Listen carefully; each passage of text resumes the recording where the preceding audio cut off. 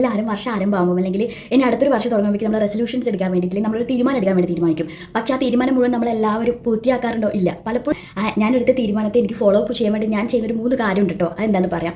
ആദ്യത്തെ കാര്യം എന്ന് പറയുന്നത്, ഞാൻ എന്താണോ എടുത്തിട്ടുള്ള ഗോള്, ആ ഗോളിൽ എൻ്റെ ലൈഫിൽ അതിനൊരു റീസൺ ഉണ്ടാവും. ഇപ്പം ഞാൻ പറയാം, നമ്മളിപ്പോൾ ഒരു നല്ലൊരു സെൽഫ് ഉണ്ടാക്കാനാണെങ്കിൽ നമുക്കതിനെപ്പറ്റി എന്തെങ്കിലും ഞാനിങ്ങനെ ഭയങ്കര കുശുമ്പും കാര്യങ്ങളൊക്കെ ചിന്തിക്കുന്നുണ്ട്, അതൊന്നും പാടില്ല ഒരു റീസൺ ഉണ്ടാവണം. നമുക്കൊരു അത്രയും ഡെപ്ത് ആയിട്ടുള്ള റീസൺ വേണം. അല്ലെങ്കിൽ ഒരു വെയിറ്റ് ലോസ് ആണെങ്കിൽ, ഇപ്പം പ്രഗ്നൻസി ഒക്കെ ട്രൈ ചെയ്യുകയാണെങ്കിൽ തീർച്ചയായിട്ടും അതൊരു റീസൺ ആണ്. അതിന് വേണ്ടി വെയിറ്റ് ലോസ് ചെയ്തേ പറ്റുള്ളൂ. അങ്ങനെ എന്തെങ്കിലും ഒരു റീസൺ കണ്ടെത്തണം. ഇല്ലെങ്കിൽ നമുക്കത് കൊണ്ടുപോകാൻ കുറച്ച് ബുദ്ധിമുട്ടായിരിക്കും.